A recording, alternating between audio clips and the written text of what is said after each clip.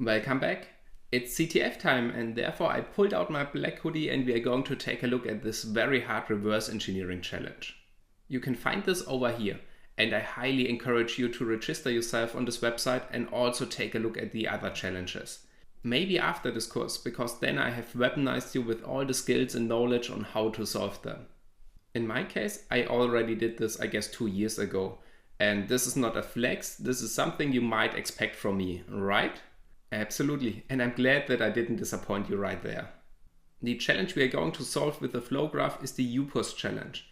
And this is also the challenge with the highest amount of points and the least amount of solvers. So this is definitely the hardest challenge in this whole box right there. But what makes this challenge that hard? It all did start with the APK itself. My first attempt was, okay, let's try decompile this application and get the Java sources out of this. I opened up my terminal and neither JADX nor dex2jar was able to compile or decompile those classes.dex files.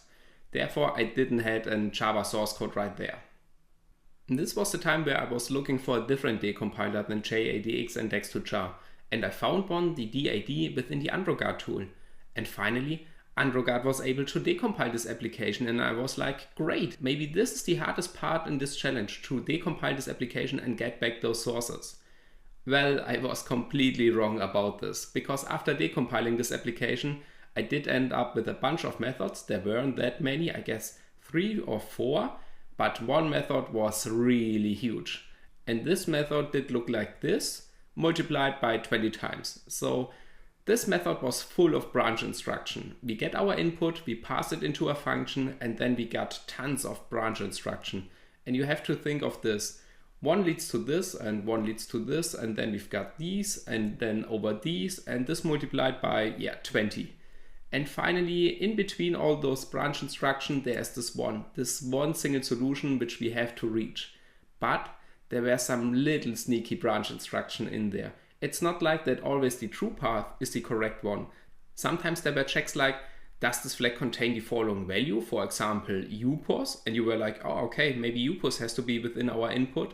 And you followed the correct branch instruction, but it was the left one, the false branch instruction. And things like this.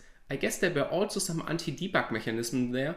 If you hooked up Frida and tried some runtime analysis, the application behaved in a different way. So this one was ridiculous hard. And after staring at this Java source code, I was like, okay, it's not possible for me to solve this challenge by staring at this Java source code and figure out which branch instruction leads to the final solution. The solution itself, by the way, was not really hard to identify because there was this really long hash and your input gets modified during all those branch instructions. Afterwards, the input gets hashed and those two values get compared. So where we have to go, this was pretty clear. But how do we get there? Absolutely not. And therefore I figured out, okay, for me the only way to solve this is creating a flow graph. And you will see the benefit afterwards if you have this, and we can then eliminate all those sneaky and wrong branch instructions, and afterwards we end up with a clean way. This isn't that easy as it sounds because this takes time. I guess it did take over 1 hour to eliminate all those wrong branch instructions. But these are the two main keys, patience and time if you reverse engineer Android applications. Alrighty, the last thing I want to mention is the FlowGraph contains only Smiley instructions. So we do not get our Java source code in this FlowGraph, we do get our Smiley source code in there. For me at this time this was no problem because I was pretty familiar with the Smiley. But if you want to solve this challenge afterwards, you might have to wait until we have finished the next chapter where we learn Smiley if you're not familiar with this. Of course, if you already know Smiley, then feel free to go ahead with this approach and try solving this challenge. And let me know about this if you could solve this with the FlowGraph. But please don't ask for a solution. I'm not going to provide you the solution for this, okay? The last funny thing about this challenge was, after I have solved this, I talked with the author about this. And the author did also mention that he did not expect that a decompiler is able to decompile all those Java sources. But even by having these Java sources, I did not get any benefit out of this because the FlowGraph itself, which was the main concept in solving this challenge for me, was written or has this instruction in Smiley. So even if I did decompile this application, I did not get any advantage. So this was pretty ridiculous for me. But it's super nice to see that different decompilers give different results. So if you struggle with the decompiler, try different tooling. For example, Dex2Char, JADX, and now also AndroGuard. Maybe one of them is able to solve it, or maybe one does better than the other. So yeah, please try different tools. Maybe one of them is able to solve this task. Alright, next we are going to have a look in this challenge. We are going to download, install it, and then we take it apart. But only until we get to the point where we have created this flow graph, because I do not want to spoiler any further. Okay, here we are now at our Ubuntu VM, and if you want to download this challenge, then please go to this website. This is the website of the author, and you can find those challenges over here. By the way, the author also put in some amazing slides which you can find over here, so definitely also have a look into this one if you are interested in a certain topic, which is super nice from the author. Okay, you can find the challenges here, and then you have register on this website with an email account, and then you can finally download this APK file. I'm not able to provide you directly this APK file because I would circumvent this whole mechanism of the author, and this is something I don't want to do. The author did put a lot of work into those challenges, and it would be absolutely fair if he at least leave a registration for his website over here. Alright? Okay, you can pause this video and yeah, register your account over there and download this upus.apk file, and then you can move on with the video where I explain on how to create all the stuff. Or you can just lean back and watch me doing this. So I'm going to close this one, and yeah, I already download this file. It's within the downloads directory, and here we have it. I copy paste it, and we create a new directory over here, and we name this Upus challenge very hard. Alrighty, let's start decompiling this Android application with our Dex2Char approach. Let's see how good this goes. No, I don't want to update right now. And therefore we have to unzip this to get those classes.dex file. Here we have them. We've got two. So I would assume our interesting source code is over here in classes2.dex. Dex2Char.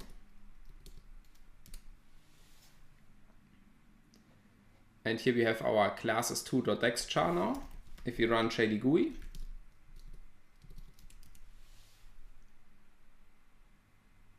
we can see we have a code over here. Let's figure it out. Yes, Dex2Char is still not able to decompile all those methods, as we can see right here. So this one is the check flag method, and we can see we only got this Java bytecode over here. So we cannot do anything with this right now, okay? Maybe not okay, but we do not have a choice. All right, let's try JADX.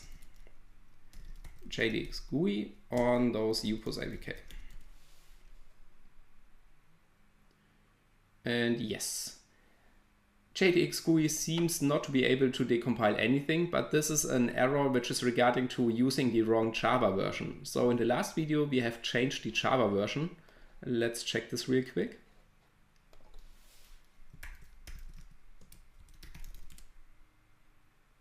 Yes, we've got Java version 8 already installed, or not installed, already in use. We have to switch back to Java 11 if you want to use JDX GUI. Alright, so sudo update alternatives --config Java. Yes, and then I select version 0 to use the Java 11.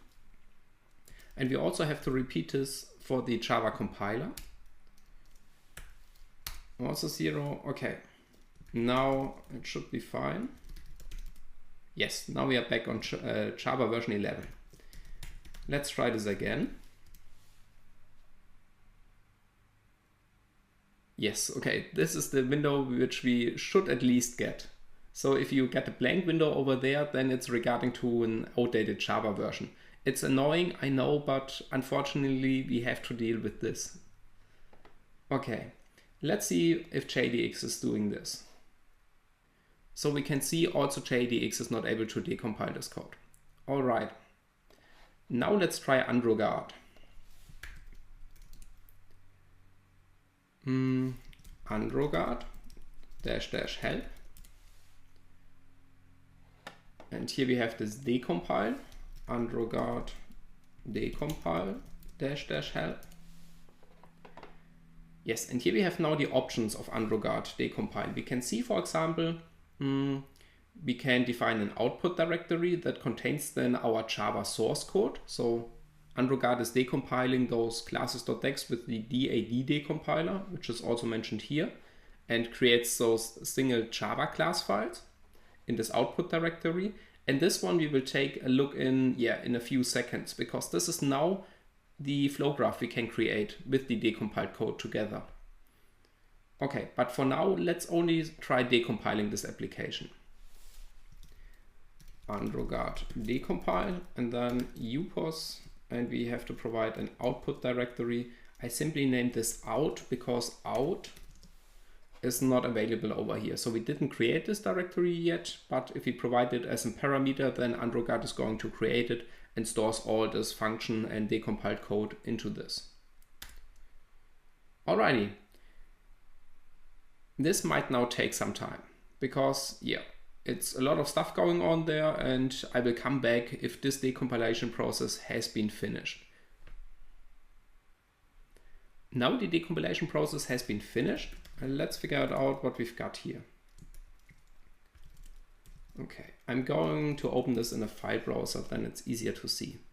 This seems to be our main package names. We've got Android, Android X, and COM. So I would assume our code is within COM because this sounds like the developer path. Mobisec, upos, and there we go. We've got Java files, but we do not know how good they are right now. We've got also this directory, and here we've got some HE files. We will take a look into this later on. Okay, here we have now the flag check Java file. Let's try opening this.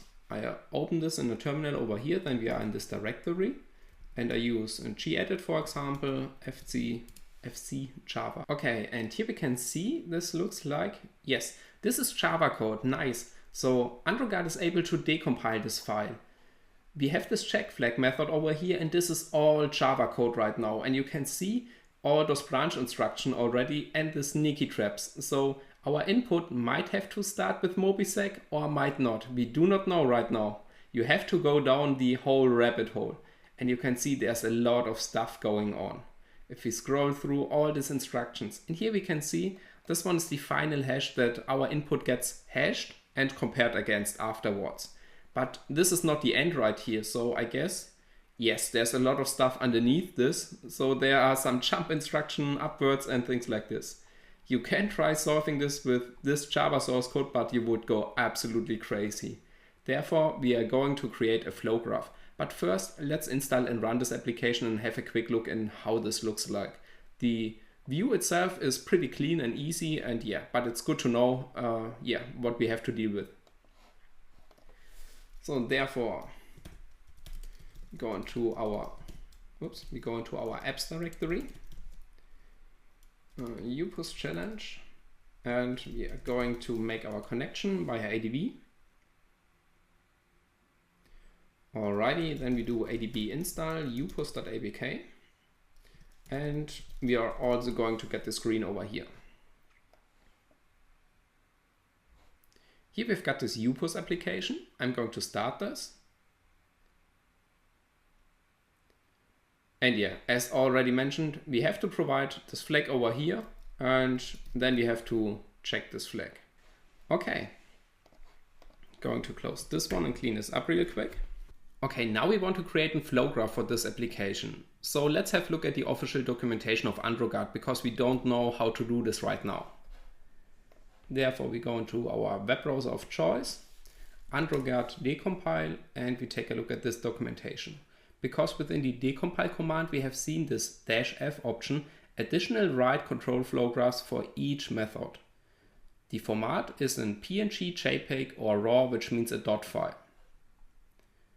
Alright, if we scroll down a little bit, we can see the examples, and there we have an Androguard decompile -o output folder. This is absolutely familiar to us. Then we've got this -f option, which means, okay, write this control flow graph as a PNG file.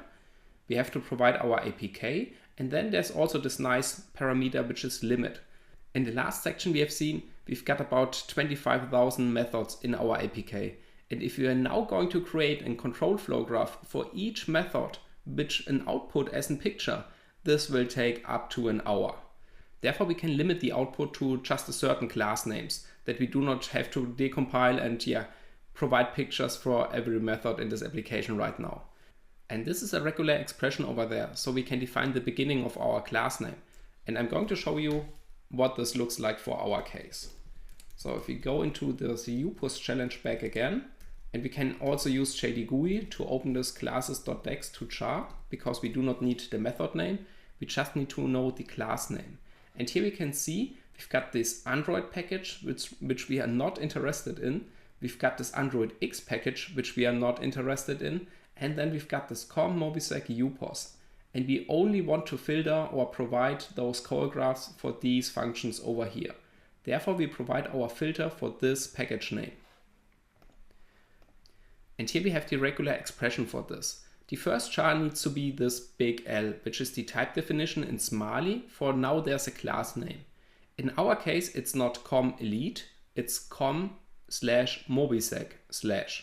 We can also provide upos in our case, but mobisec would be enough to only decompile and provide those control flow graphs for these classes in this package over there. All right, we can also see we have to install two additional dependencies. We need to have GraphWiz and PyDot installed. Let's do this real quick. So we run sudo apt-get install GraphWiz. Yes. And regarding to the PyDot, we stick to our Python 3 version because AndroGuard needs Python 3 and therefore we are also using pip3. Pip3 install, upgrade those packages, PyDot. Okay, both have now been installed. We can now create our first flow graph. So therefore we go into apps. This is the UPOS challenge. And we create a new directory, I would say. Yes, we create a new directory. So we say AndroGuard decompile --help. And now we say AndroGuard decompile. Let's see. Our new directory is now upos_cg for control graph. Oh no, it's FlowGraph, therefore FG. Then we provide our format, which is PNG. And we want to limit it to the beginning, this way, of com/mobisec. All right, this should work. Let's see. Give one file to decode. That's right. We have to provide our APK, of course. This should work right now. Okay, it's starting decompiling this, and even for these least amount of methods, this might take a while. So I will be back if this process has been finished. All right, finally this process did finish. And this weren't that many methods. Now let's imagine if we have decompiled this whole application and created a flow graph for all methods. This will take quite a while, I guess up to an hour. So let's see what we've got here. I'm opening this in a file browser. And this one over here, upos_fg. We've got now com mobisec upos. And here we've got now still those AG files. I'm going to show you this. How they look like. Let's see. This, for example. So here we've only got the decompiled output, like if we have done this with dex dump. This is just the output which is stored in there. It's pretty helpful if you want to go through this, but yeah, I guess we are not ready for this right now. We will learn on how to do this, but yeah, not yet. Okay, beside this, we've got now these pictures over here. Let's figure out where's our flag check. Okay, at the beginning, we've got this class name and then we've got this method name. So let's have a look back real quick. We can also use this one, which was not able to decompile it. Okay, we should have an FC file name with a check flag method. So it should be here. Let's see. Here we have this. So if we search for check, it's easier to find. I didn't see this one right over here. Okay, and now we can open this.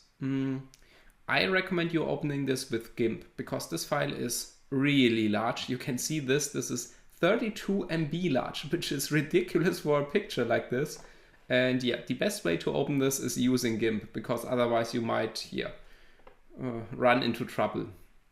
So we open a new terminal over here and then we say GIMP and we use FC and I hit the tab button multiple times and now we have to search it again. Oh, it's at the beginning. That's maybe the reason why I didn't see it. Okay, now GIMP is opening this file right now and we can see it's loading slowly. Let's see what we get at output. Okay, here we have now finally the output of this file, and if you zoom in you might think, ooh, this looks absolutely like a mess, all those lines over here.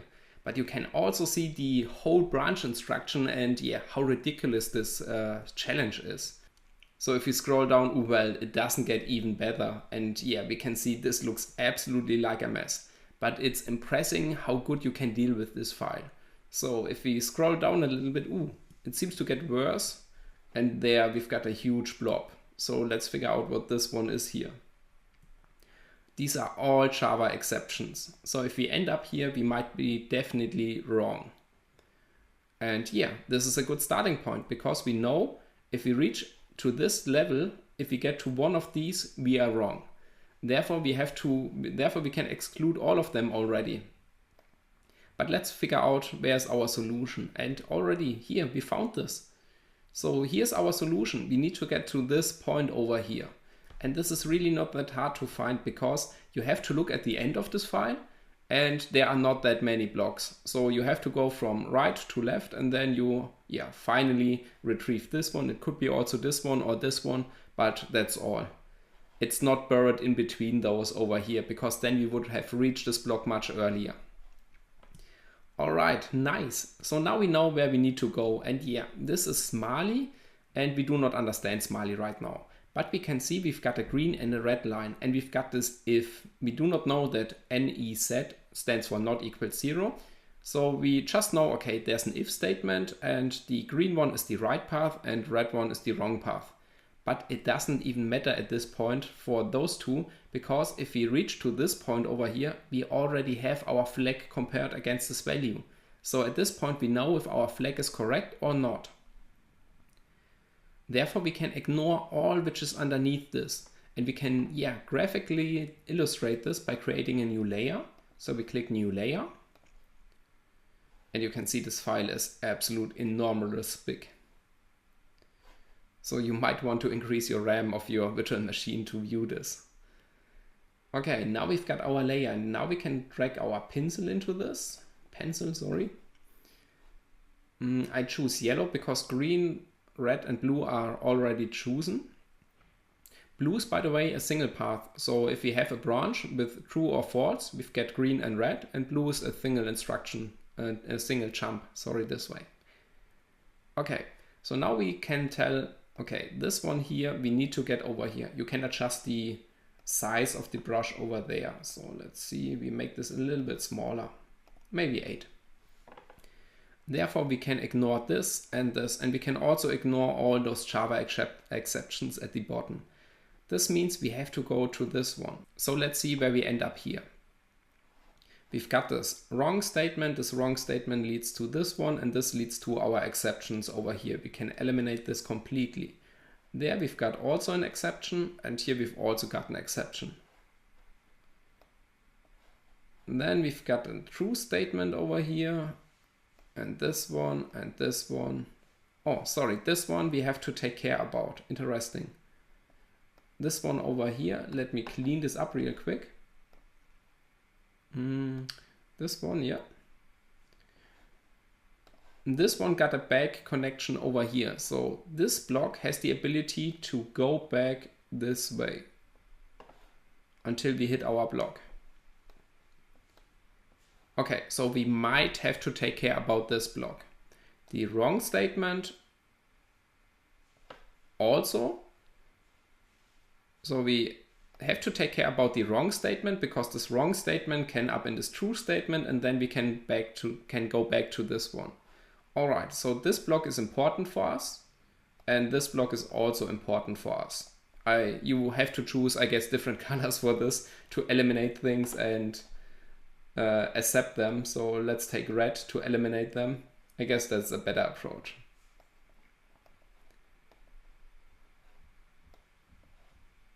Okay, so now we know this one. Let's figure out where we do get here. So here we can get over here. Therefore I choose the yellow part again. This block is important. This block ends up here, which is this one over here. Okay, this one is also important. This one is not important. No. At the first look, this one seems not to be important, but we can mark this differently, that we have to take a closer look later on this. And by doing this, we end up on the final solution. And by tracing this back, this takes a while. But here at this block, you can already see the benefit of this. Let's see. So we've got this one over here. This one green. So here the true statement is important. And this means this one can be eliminated. This one is not relevant. This one, default statement, is not relevant. So we have to go to this one, this green one. Then we have to go to this block. And then we have to go to this block. So at this block, we definitely know the false branch is the wrong branch. And so we can trace this back. And you can see we did not make that much progress. Or it's okay, I would assume. There's a lot of work still we have to do. But it's possible, or in my case, the only solution to do it in this way. Because if you stare at the Java source code and get all those curly brackets, it's a super mess on how to do this. This looks also messy, but if you try this challenge with this approach, you will be definitely able to solve it. Alright, that's all about the call graph. I'm not going to spoiler further the solution right now. If you have any question about this topic, write me a message. I'm super glad if I get feedback on this. And otherwise, we have a last section until we get to this large chapter in our course, this Mali part. And afterwards, then we will be able to understand what's going on there, what all these instructions mean, which is super ridiculous nice and gives you unlimited power in hacking Android applications. So I see you there.